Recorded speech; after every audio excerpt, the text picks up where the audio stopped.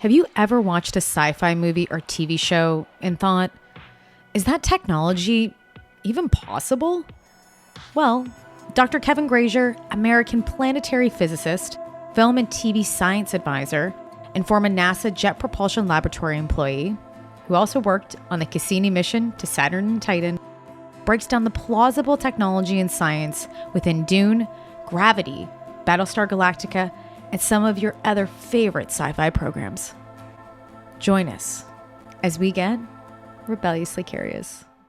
Kevin, thank you for joining me on Rebelliously Curious. So you've done so many things, from working from NASA and then also advising on film and television movies to talk about real science and how it will be predicted and portrayed in film and television. So before we get down a conversation of Dune and a whole bunch of other movies like Battlestar Galactica, film or television like Battlestar Galactica and films like Gravity, can we talk a little bit about you working at NASA at the Jet Propulsion Laboratory and the work that you did on Casini?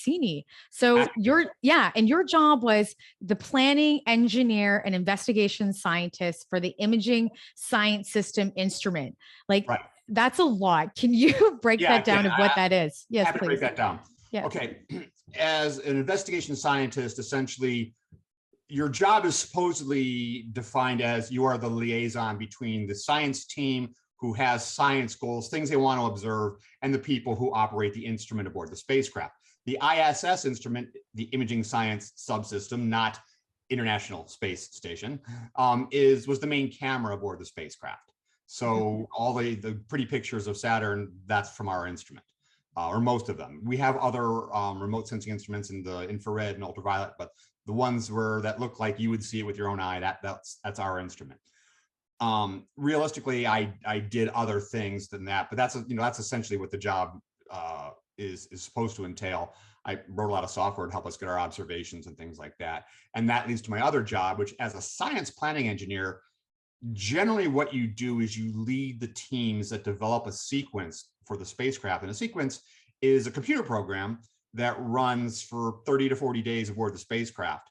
So when you send commands to the spacecraft, you send 30 to 40 days at a time. And so most science planning engineers led the sequence development efforts, and I did that a few times, but more often I was writing mission planning and analysis software to help all the instrument teams get the observations they wanted to get. So I would tell them when during our trajectory, when during our prescribed series of orbits around Saturn, would they be able to make their observations. Wow. So looking at, for example, Voyager and how they had those calculations, are you one of those people that would calculate the programming of how fast something's going to go, or how you're able to maybe fling it around another planet if it's a satellite or of anything of a craft? Is that part of that? Well, the gravity assist and all that. So there's a navigation team that does that. Right. So what they do is the science teams, and which is roughly 200 scientists across all our instruments, they say these are the observations we want to get. And so therefore tour designers or trajectory designers get us to Saturn, and then they create a series of orbits that will get the geometries necessary to make those observations. For example, if you're in the equatorial plane, you can't see the rings, they're too thin. Right. So you need to change your tilt over, so you're looking down on the rings. So times we're in the equatorial plane because that's where the satellites are. So people who are satellite scientists who are interested in Titan and Enceladus and the moons want to be in the equatorial plane. But the rings people can't see anything. So then over time, we will use Titan to gravity assist within the Saturn system to increase the tilt. So then we can look down the rings and down on the Saturn's poles and things like that. So there are phases of the mission where different science is emphasized. So that's all the navigators. And then I just return where observations and when observations can be made. And we can do analyses of how much science return is associated with which series of orbits, so we can select the best series of orbits to get us the most science from the mission. Wow. So there's one incident that happened with Cassini. I believe it was July 8th, 2010, where they found this giant propeller structure within the rings.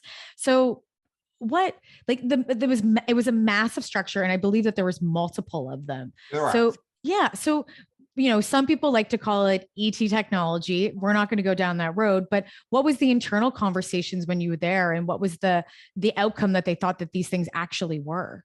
It's one of those things that, in retrospect, we probably could have predicted they would exist. When there are moonlets, bigger than ring particles, but not quite a moon, that are orbiting within the rings, they will attract things. They're gaining on anything that's outside of them, because the further away you are from a planet or the sun, the slower you orbit. So they're gaining on anything that's outside of their orbit, and they're lagging on everything. Things are passing them interior. So these are just accumulation of things that are either passing them on one side, or it's gaining on the other, and the things tend to accumulate, and you end up with a propeller shaped structure. Interesting. And then do we know what it actually was? Like, was it rock? Like what kind of structure, like what was it tangibly? The ice in the outer solar system, a planetary scientist considers ice to be a rock, because out there it's cold, and out there ice is almost always solid. And ice is the main component of the surfaces of all these moons, with one exception. That's Io orbiting Jupiter. But all these have icy surfaces. So change the what you think of as a rock when you end up entering the outer solar system. So it's all the rock is ice. So ice is one more type of rock out here. And yeah, so most of overwhelmingly the rings are ice and some dust. Have we seen anything similar in the past years that would compare to those large, giant propeller structures? None of the other ring systems are large, like Saturn's. They're fairly tenuous and sometimes even ephemeral. So nothing at the other planets with rings, just because they don't have a vast enough ring system. That's all. And this is going to be for I love Saturn. It's my favorite planet. Oh, right. It's a wonderful planet. Why are they saying that Saturn's going to lose its rings? Well, those ring particles, some go away. There's impacts in the rings that cause them to vaporize. Some of them are spiraling into Saturn. So over time, they will go away. They will either sublimate, or they will do what's called sputtering, or they will just spiral into Saturn. But they'll be gone eventually. Interesting. So that's sad, though. It's such a beautiful planet with rings. It is. And who knows? Maybe it'll have more rings sometime. Who knows what processes are still ongoing or will be going by then. Maybe Mimas will spiral and break up. So I don't know. So let's get into just outside of Cassini and Saturn. You advise on tons of different film and television programs and movies when it comes to the real science, right? So Battlestar Galactica is one of them, along with Gravity. So pardon? That's from Galactica, this thing right here. Right, exactly. Do you want to tell us a little bit about that, actually? Yeah, this actually was introduced in the show in the pilot. It's a picture of a first responder on the planet Arelon, who's overwhelmed. He's on his knees just looking at the devastation from the Cylon attack. But it's something that was posted in the ready room, where the pilots would tap it, as a reminder of why we're fighting, and a reminder of the bad guys, and as for good luck. But this isn't the original. It's taken from the same negative as the original. But anyway, it's I have my Galactica stuff is in here simply because it overflowed in the room where most of it really is. So, but yeah, I have a lot of Galactica stuff. Fair enough. I'd be collecting it too if I was on sets and I was advising. I'd be doing the same thing. I'd have a whole sci-fi room. I kind of do in my house already, but I'd have more of a sci-fi room, especially if it's props from different sets. So some of those too. Yeah. So how do you become a scientist, like a science advisor on film and television? I've heard that it's volunteered. I would imagine that obviously some people get paid during this position, but what was your transition into becoming a science advisor? I'm going to give two answers for that, because there's how it happened to me and how it happens to you now. And they're different. It's a lot easier now. It's extremely easy now in some respects. When I got in, what happened was way back when I was a graduate student at UCLA, I had a friend who lived back in the Midwest, and Star Trek Voyager was just starting. And we were honestly a little disappointed in it, because we thought it had the potential to be the best Star Trek series ever. They're flung across the galaxy. Here's the opportunity truly to go where no one's gone before. and they had drama. They had a mixed crew of the Federation and Maquis, and they made friends like made up in the first episode.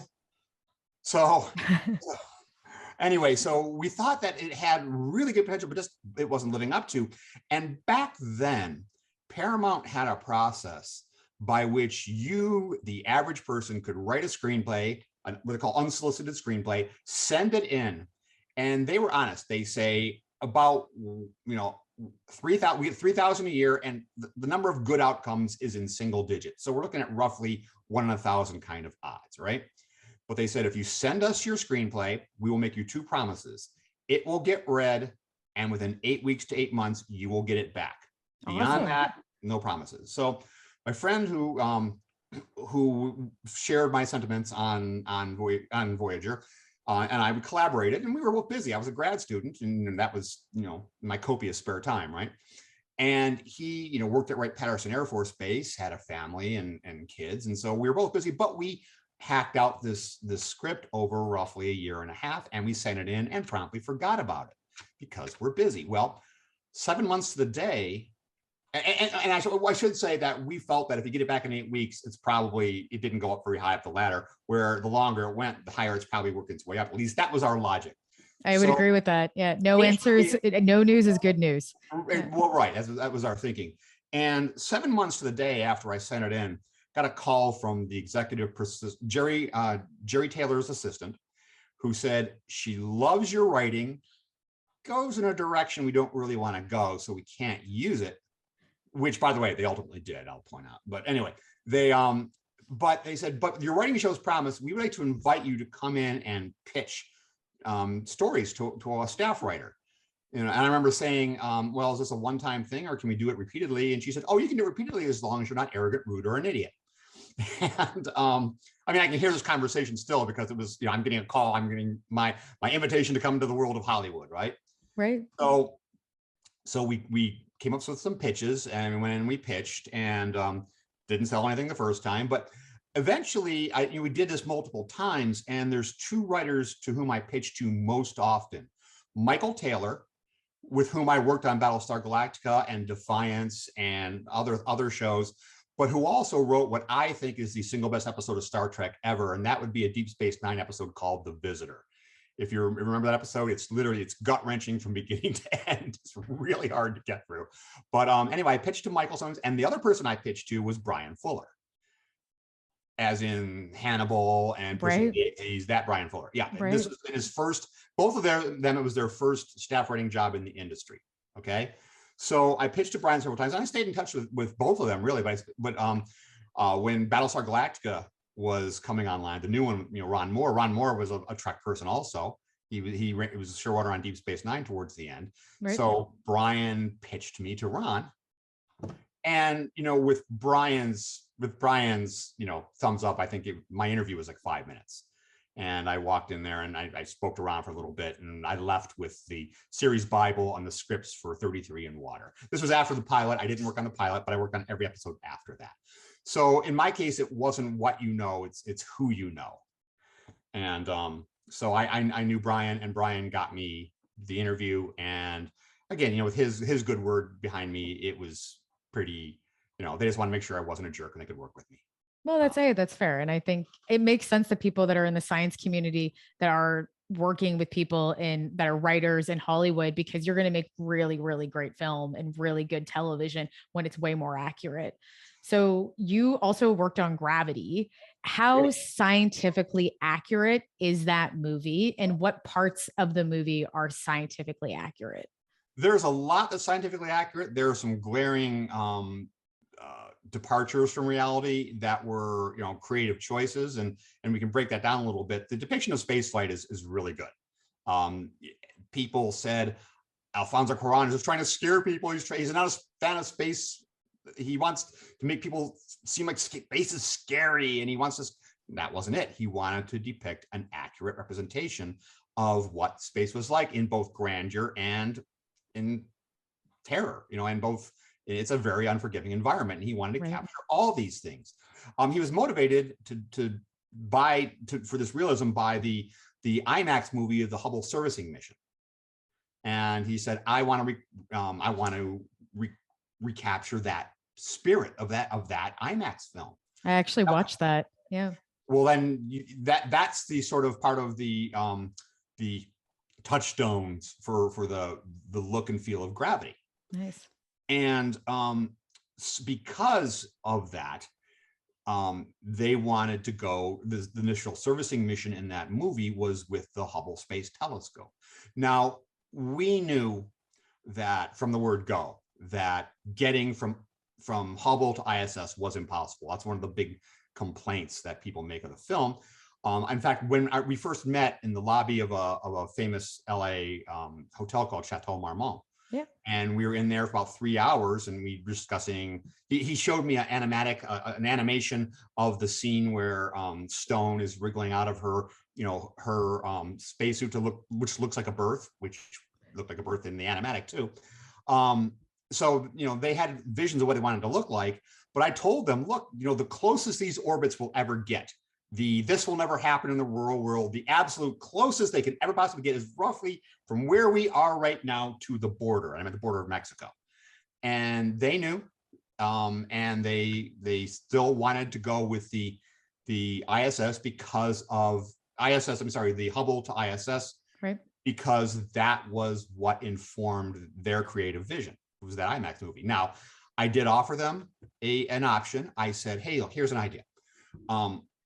We know that by the time this movie gets made and gets out into the theaters, that the shuttle will no longer be flying. It's a reasonable design consideration that the next generation space telescope would be in an orbit easily serviceable from the International Space Station. So why don't we create a fictitious space telescope in thematic link to our female lead? We will name it for a female astronomer. Maybe you call it the Cannon Space Telescope for Annie Jump Cannon. And then we hit up Canon cameras for product placement dollars. And Mr. Quaron said, you missed your calling in life. You should have been a producer. But you know what? That actually sounds, honestly, Kevin, if you're not a producer now, you should be. I think that's very accurate. So we had options, but we still chose Hubble and ISS, knowing that you can't get there from here with the shuttle, let alone with one backpack of propellant and oxygen. It was just a creative choice. And, but if you don't have a target or a goal to get to that is reasonable to get to, your movie becomes a different film. Instead of what you had, which, I'll be explicit and say 7 Oscars and $723 million, you have open water in space where wetsuits become spacesuits and circling sharks become orbital debris and they die. And I would much rather see what we had than that movie. Right. That makes sense. It's inspirational as it is. The scene when she's re-entering, oh my God, it's like so inspirational, but nah, so I don't think they wanted to have her like burn up or die of asphyxiation in space, which is what you have if you didn't, kind of skirt the rules a little bit. Right. And so that's a great case where there's a creative choice. There's another scene we got a lot of crap for. I should point out the scene where Kowalski is telling her to let me go. A lot of people said the physics are wrong. There is, and I know somebody's going to complain about this. I'll probably get tweeted at, but we actually, Stephen Cass wrote about this in our second Hollywood science book about the physics of that scene in Gravity. And there is absolutely nothing wrong with that scene from a physics standpoint, nothing. It's all the story's told in the long shot. And the long shot, you can see that, and I don't know if you remember the scene where they pass ISS, her foot is tangled in the shroud line of the Soyuz, and they're connected by a tether. Right. And he says, let me go, or you're going to die too. One of us, I'm going to die, you might die too. So what happens is you look in the long shot, you see that the tether between them is taut. So he's pulling her because he has extra weight of the backpack. He's bigger than she is. His suit weighs more than hers does because he's bigger, and he has the man maneuvering unit. Remember, he had the MMU. So he had he was so much more massive than she was. The fear was when it eventually pulls tight, when they eventually pulls, that pulls taut, then that's going to yank the shroud line free. So you stand a better chance if I'm not pulling you along. So that's why he cut the cable. But you can see this perfectly in the long shot. So there's nothing wrong with that scene. But when we get grief for the inaccuracies in the film, there's the two orbits, which we knew about, and then there's that scene, which there's nothing wrong. Okay. Well, and hey, that's good. Gravity is like, it's such a great movie. And I know a lot of people were talking about how it was so scientifically accurate. What are the movies or television shows that you're like, this is the worst? Like they say that it might be scientifically accurate and you're like, this is horrible. Like when you watch it, like what TV shows and movies would you say are recent and old that are out there? There's one that everybody gravitates to, and I'm among them because it's just the worst, is Armageddon. Okay. That's almost a cop-out because so many people go there when asked this question. So many scientists go there when asked this question. But the fact is, it is really that bad. Now, another one people gravitate to is the core. But here's the mitigating factor with the core. I've interviewed John Amiel, who's the director of the core for my Hollywood science books. And he explained what he was trying to accomplish with that film. And I'm willing to give him a little bit more of a pass, even though some of them are almost identical plots, or they're very similar plots. And the science is still pretty awful. But at least I understand what he was trying to accomplish. And what he was trying to accomplish was, he didn't see it as a science fiction movie. He saw it as a disaster movie. And he was trying to reclaim the disaster movie as a film that had a plot and interesting characters, rather than just being swamped by CGI like some of your more recent big, huge blockbusters, that kind of disaster movies. So he wanted to have people you care about, characters you care about, and a disaster, enmeshed in a disaster plot. And it wasn't really ever seen as a science fiction movie. It doesn't make the science any better, but it's still, at least from my vantage point, it's a little bit of a mitigating factor. Yeah, and it makes sense too if you have a director or a writer that's more concentrated on plot line and characters, and it is a disaster movie for them. It's not science fiction, so they're not going to be extremely accurate. I also think that. Okay, no, go ahead. I think when science advisors, I've been on a lot of panels at science fiction conventions, and when science advisors are asked about their job, there's one of the most common misconceptions is that we have copy editor-like say over the science. And let's return to the original question that you asked about becoming a science advisor, because now it's actually a lot easier, because there is in Los Angeles a branch of the National Academy of Sciences founded by Abraham Lincoln in the 1860s, that is conscious of the opportunity that is afforded, to talk about real science. And so the academy, the exchange, the Science Entertainment Exchange, will provide producers, writers, directors with science advisors free of charge. All you have to do is dial literally 1-844-NEED-SCI, and you'll get Rick Lovert or one of his assistants and tell them who you are, what you're doing. They will match you with an advisor. Wow. To help you with whatever it is you're doing. Now, usually these are unpaid, unless it's a long-term relationship, and then you might want to negotiate some payment. But generally, these are unpaid. But it's an opportunity to talk or to raise the level of science dialogue in TV and film. They've done over 1,200 consultations right now. I recently worked on an episode of Foundation through the exchange, which was extremely cool. If you are a film student and you call them, you'll get an advisor. Now, it may be a grad student, because just as you're in training, they're in training too. But if you're working on Foundation or Pirates of the Caribbean, you get someone like me or some of the other, established scientists who have done consulting in the past. And one of their operating principles is that they will tell advisors, new advisors, we are not the science police. Story is first and foremost, because even if your science isn't perfect in TV and film, you will have opportunities to set the record straight or to talk about real science that you never would have had if you weren't a science advisor in TV in Hollywood. Yeah. And that's exciting too, because if you getting to see your science or plausible science on a larger screen and being able to experiment and play that way, like I think it must be unbelievable because maybe you don't always get to see something. Like, one of the questions I was going to ask you, is there like any type of science now that you've seen in science fiction movies that scientists have been like, hey, we need to go and build this like right now? Well, there's all the Yeah. time. I mean, Yeah. and What has been your most, favorite or common that you've seen?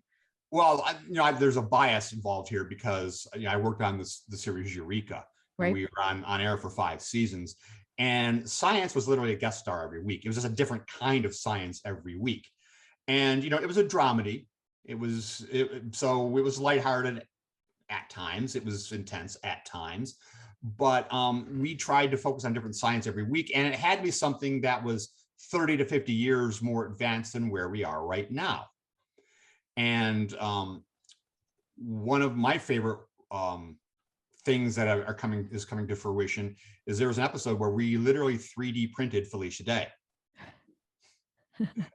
And now there are scientists who are developing 3D printers to print meat for people who want to eat meat, but don't, but who are averse to killing an animal. Right. Well, now you can get 3D print. Well, soon you'll be able to get 3D printed meat, and no animals will harm in the making of your burger, right? Right. Yeah. So we're not quite there with printing Dr. Holly Martin yet, but we are, but still, how long till we're printing organs and using those for transplant, and maybe organs even made from your DNA? I don't know. Yeah. I don't know, but it's a lot closer than we would have thought when we got grief online for oh, that's so fake, for the episode with Felicia. So I also read too that there are physics around fight scenes.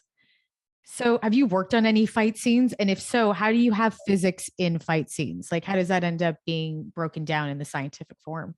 Well, physics, is about motion and forces and energy. So there's physics in everything we do. As for like in a fight scene, having maybe a scientist weigh in on that, I think fight scene is something part of a film, part of the character's journey, where you're going to want to have that be more aesthetic for the most part. Some fight scenes, and I've seen fight choreographers and writers talk about this. Some fight scenes are choreographed that each motion tells a story, or each motion is a part of a story. So, one of the great fight scenes I like is, if you've ever seen Rebels, Star Wars Rebels. Yes. It's when Kanan is he understands that Sabine has some crap she has to deal with, and he's trying to get it out of her. He's trying to tick her off, so that whatever's holding her back gets released, and he does it. But that's a fairly lengthy scene for a 22-minute animated, but it's an important scene. That fight is part of her, and it's an important part of her journey. Right. And so that said, Lucasfilm, there was a fairly famous video they did about a year and a half ago where they talked about choreographing the final fight scene again between Maul and Ahsoka. Mm-hmm. And there was a lot of physics in that, but again, they didn't need a physics person. They needed a mocap suit. They needed somebody who could do the moves they wanted to do, and they didn't need someone like me, I think, weighing in on that, because again, that was part of the character journey, not necessarily part of the science advisor's job. Right. And would you be on set at the same time while this is happening, or are you just with them, before the movie starts, where they're breaking it down in the science, or do you show up in set and also advise there too? I have been on set. I've actually made a suggestion to the director while on set. Right. And I got a phone call. They took me to task for when the director ignored my advice. Why didn't you tell him this? I did. But anyway, and I think that's the only time I ever talked to a director. But I'm not really needed on set. I've gotten calls from the set. One time on Eureka, they wanted 3 whiteboards worth of equations. And so wow. I literally wrote them on my board in my office at JPL, took photos and emailed them up to Vancouver. And in the final episode, they were done in marker on glass boards instead of whiteboard, so you could see through. And I was totally astounded that it was in my writing. So I don't know how that got pulled off. That's amazing. Do you have that was still? amazing. It's like, holy smokes. But there are other times where I get a call, is it Hadron or Hadron? Or things like that, just because the talent wants to know how to say it properly. So I don't really need to be on set. So really, but the process for an advisor, it can start from like on Eureka. Eureka is probably the best example because almost everything I did as an advisor, I did on Eureka. So on Eureka, I would literally go into the writer's room before the season started and say, hey, here's some science that has sort of broken since our last season that we could potentially use. And I would go through these cool things that I discovered, and then they'd start looking for thematic links. How does this piece of science mesh with any of our characters' journeys, how their story? So they would try to link the science with what the character is going through. And that was, intentional. And sometimes you can, sometimes you can't. But but I would, talk from the very beginning before the season started on Eureka and other things on Battlestar also. Before season 3, they said, hey, we're going to get serious about finding Earth this season. Can you come and give us a PowerPoint on things in space we might find that are in the prophecies of Pythia that could be signposts to finding Earth? Sure, I did. And one offhanded comment I made after the meeting was over ended up becoming an episode. Cool. I said, algae was the first form of life on Earth. And what if the sun was a little bigger and lived a shorter life? And as soon as the life said, we're here, kaboom, they got destroyed by the star exploding. And that's exactly was an episode that we ended up doing. That's awesome. They should gift you those boards if you said it was glass that they wrote on. If it's your handwriting, they should gift you that. The glass was in Eureka. But no, this was in the writer's room. This was on, but they should gift you that. They should gift you that. Yeah, I never even put that in my kitchen or my window. Yeah, problem is that's up in Vancouver and I was in Los Angeles at the time, so it's a bit of a hoof. No, they can afford it. They can ship it out. They can afford that. They're Hollywood. So yeah, that's so there's even on there was an episode where of Defiance, one of the finales where I actually got some input into the set design. That's fun. It was kind of fun. And that makes sense. I think that makes it more real, and people that love real science and hard science would enjoy that. They would love to be able to be like, yeah, that's actually plausible. And people that are scientists, obviously, your perception or your, what's it called? Suspension of reality would be exactly. A suspension of reality would be better because you're not looking at it going, oh, that's not going to actually happen. Well, you can see it. Scientists are particular about my science. It's okay to play fast and loose with someone else's science. You screw with my science and we have issues. Right. So it's very, very protective about how their science is depicted in TV and film. And I am the same. Right. I think, hey, that's fair. That's the way it should be. We have the ability to do it now. So why aren't we doing it the best that we possibly can? So I want to get into Dune now. Everybody loves Dune. If you're a sci-fi fan, I would imagine you love Dune. You might not love the David Lynch's Dune. I personally love it. But the new Dune that came out. So there's a whole bunch of different technologies in Dune in the books, but also in the different movies and prequels. But I'm going to ask the first thing is that dragonfly vehicle that they created called the Ornithopter. Is that even possible today to make something like that? Yes. Okay. Oh, really? No. Cool. Okay. Oh, no. Okay. Why? I thought the ornithopters, they were one of my favorite parts of the most recent movies. They were great, and they were largely overlooked in the 84 movie, which, by the way, I didn't mind 84 movie. I thought you had to have read the books to really get it. There was just a lot of stuff. I think it doesn't hurt to read the books for the 2021 version either. Yep, that's fair. But the ornithopters were in the background in a few scenes, but I think David Lynch wanted to put the money on screen in different ways than showing these things fly, because they were probably prohibitively expensive. So he chose to show them to say, hey, we haven't forgotten about them, but didn't show them flying because budget. Now, with advances in computer technology, CGI, we got to see amazing ornithopters that were flying like dragonflies, which visually was fantastic. I mean, that was better than what I envisioned when I read the books. I envisioned something more like a bird flying, which ornithopter, literally means, orn means bird. Right. But I thought the choice to go with the dragonfly was a cool choice. I preferred that. It's one of those reasons why as a creative in the industry, you let creative people do what they do, because sometimes they come up with stuff that will absolutely amaze you. And this is the case. And for me, is that the ornithopters, I would never envision that, but they look fantastic. And they also look very military, some of them as well. They looked, like they were developed, for a harsh environment. Is that wing movement? Is that wing movement possible? Yeah. I'm there's a lot of stresses on those wings, and there's a lot of stress on a wing anyway. And to be flapping like that, their mean time between failures would be pretty short, I believe. Even given advances in material science between now and then, I don't think that would probably be the best way to go. I mean, so it was a visual creative choice, but it probably ranks up there with going back to gravity, with going from ISS to Hubble. Can't do it, but it's cool, so we're gonna do it anyway. Do you think one day we'll be able to do something like that? Like what, the ornithopters? Yeah. I don't know that, again, it's the best way to fly. It's I don't know. I think there's a line from Jurassic Park: just because you can doesn't mean you should. Right. And I think that's probably sums up how I feel about that. I don't know. There's a reason, it's in the zeitgeist, right? So if there's a reason, I'm sure somebody will think about it. Back to what we said earlier about talking about things that have been developed on and shows that end up becoming reality. Right. But at the moment, I don't see it. Right. That's fair. What about the self-defense shields that Paul and a lot of the other characters use when they're fighting?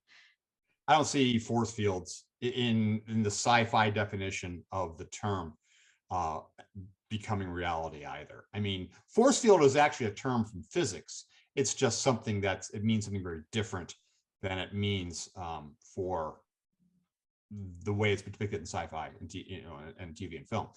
You are immersed in a force field right now, Earth's gravitational field, meaning that if you are in this region of space subject to these conditions, then you will feel a force. You are close to Earth, you are in its gravitational field, you have mass, you therefore feel gravity. That's kind of thing. Magnetic fields are a force field, but the projection of an impenetrable, or in the case of DUNE, a penetrable under a narrow range of conditions, probably also is something that is challenging. I'm not saying it will never happen. I'm probably more open to that being something years in the future than ornithopters, but right now that's not a thing. And I've seen some descriptions of what like a description Michio Kaku said about a 3-layer kind of force field. I think by definition that wasn't a force field. Having a plasma layer that essentially melts anything trying to pass through it. Cool. I don't see that as a force field. Why not though? Why would you see? There is a difference between a force field and a protective barrier. Right. And I see that as a protective barrier. I didn't see that as a classic force field. So no, and force field are like the transporters. It's something that it aids the story. But but a lot of the technology, Herbert was kind of coy about describing it, as in most of the time he didn't describe it. He just said, here's this thing, here are the rules, and here's how it's going to operate in my universe. I think it's one important thing for potential science advisors to realize, and for people who watch science fiction to realize.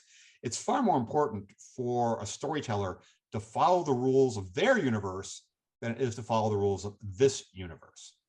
And as long as you're true to the rules of your universe, you're probably okay, because people will go with you to learn the story. So, like transporters, I personally think transporters in Star Trek are murdering clone makers, but they're part of that lore, and so we accept them. Right, and we should. I personally, on a tangent side, I personally think that the new Star Wars needs to take a cue from Dune. In my mind, people are going to hate me for this, and I'm going to get some hate tweets, but I personally like Dune more than the recent Star Wars, minus Rogue One. Obviously the classic Star Wars, amazing, but I think they could take a hint from them. I loved Rogue One, by the way. It's so good. I wish it would have continued, but it couldn't. And I'm like, because they all died. Right. Spoiler alert. I know. Spoiler alert. What about the still suits? Or I could have a Right? movie Nope. Go called ahead. Rouge One. Right. Fair enough. What about Sorry. the still suits in Dune? Are those something that were maybe that kind of seems like it's something that would be plausible? I think. Again, I'm not a scientist. I just talk to scientists and other people in the science community. But is that something that could actually be created and made? In our book, The Science of Dune, Yes. my buddy John Smith, who was also a fellow JPLer, he was a navigator on Cassini, by the way. He wrote a great chapter on still suits and goes into some of the physics of it. And certainly from today's technology, we're a long way from making that happen, and probably never making it happen. For example, they say the still suits are powered by humans' motion walking through the desert. Great. I mean, we've had watches for years that are powered by your motion, but the powering a watch and powering something that's essentially a walking refrigerator are two different things. There just isn't enough energy from you walking through and your motions to power something like that. There's only so much energy you can extract from that system, and it's not enough to do what they needed to do. Now, we've established in other areas of the Duneverse, what I call that, the Fremen have actually developed some type of photovoltaics or solar cells, and certainly there's no lack of that on Arrakis. So Right. that would probably be a better. But again, you're talking about trapping heat and anybody who has a solar panel array on the roof, if it's any good size, you know that your house stays warm for a really long time in the evening. So it's one of those situations where he describes more of the science than he does for any of his other technologies, but it's somewhat contradictory at times. So I just don't see it still working, because I think it violates some fairly fundamental laws. It talks about collecting the water after it's cooled the system. Well, collecting or cooling a body is an evaporative process, so by now it's no longer water. You're collecting vapor and things like that. There's just it could be the way it's phrased, but there's just some things that I just don't think. I don't see a still suit as described in Dune happening, or at Is there least something not similar? being skin tight. Not being skin tight. We're working on a lot of those technologies for astronauts, for spacesuits right now. But again, I don't know we'll ever see some of the things we saw in Dune with, the excrement being processed in their thigh pads and things like that. Okay. Now, what about fold space? Because we have, Einstein's theory of general relativity. Mhm. So, is fold space something that would be similar, close to something to Einstein, what Einstein was predicting and saying? Absolutely. That's how I envision it. We know space has a fabric that is not uniform. It will fold, it will bend, it will stretch. We see that when if we're looking at a star, or let me start over. We can see stars that are behind the sun if we filter out the sun's light, that are directly behind it because the light is bent around our star due to the sun's gravity. So we know that's a bending or warping of space. So we know due to general relativity that happens. It was predicted by Einstein, and it happened. There were observations of light bending around the stars shortly after Einstein, developed general relativity. So we know space is a fabric that is non-uniform, and gravity will bend and stretch it. So if we assume that you can make through engineering, you can fold space, and by folding space, the way I sort of envision this, I'm going to get a piece of paper here. I'm going to get a piece of paper that doesn't say that, but we're talking about folding space. I see it as sort of folding it. If the spacecraft is, and this isn't, I don't know how it's looking. Spacecraft's here. I don't have it's like folding it like this way, pulling the distant object towards you. That's how I sort of see folding space. And in fact, I can tell you that on Battlestar Galactica, I was going up to the set one day, one of the rare times I went up to the set, and as soon as I landed, I got a call from writer Bradley Thompson, and I said, "Oh, well, how can I help you, Bradley?" He said, "So you knew this was going to happen eventually. We need you to figure out how our jump drive works so that we know what components it has, so we know what can be battle damaged, so our captain of the Pegasus the Battlestar Pegasus can, in a last-minute Wrath of Khan-like maneuver, run down to engineering, save the ship, and lose his life in the process." I said, "Oh my God, I've been up all night, Bradley." He says, "You have till 10 o'clock tomorrow morning." Oh my gosh. And I literally sent it off to him at 9:58, but we got it. But so we had, even though we didn't really explain it in great detail, I mean, by great deal, I mean at all, but we had this in our back pocket to use should we ever want to in future episodes. But after describing this and describing the components, and I had to match, verbiage we'd used in the past, like spooling up the FTL drive. I had to match a special effect that we've seen it dozens of times. So whatever description I came up with had to match things we've already established in the show. Again, back to being true to your own universe, not as more than this universe. Right. And after I thought about it, and this is for a couple of years, I realized, oh my God, I've just recreated the Highliners from Dune. I had not thought about that what we're doing is exactly what they did. Right. More or less, probably a different description. No pharmaceuticals were involved in our jump drive. Right. But yeah, so that's the idea of in our case, folding space, bringing in advance of bringing the distant object closer, moving a little bit through a compressed space, and then turning off your jump drive and letting it snap back, and you snap along with it was basically the premise of our jump drive, and that's kind of what I see is similar to folding space in Dune. That's awesome. Maybe they needed a little bit of spice to spice it up. Bad joke. So my last question then too in the technology is the remote viewing. So we know, well, we've heard that Lou Elizondo, who worked at ATIP, formerly worked at ATIP and worked in the DoD, he said that he used remote viewing at one point in time that helped him, I believe, to save his life, and then some other people that worked alongside of him. So in your mind, what do you know about remote viewing and even the science around remote viewing at this point in time? I know what remote viewing is. Honest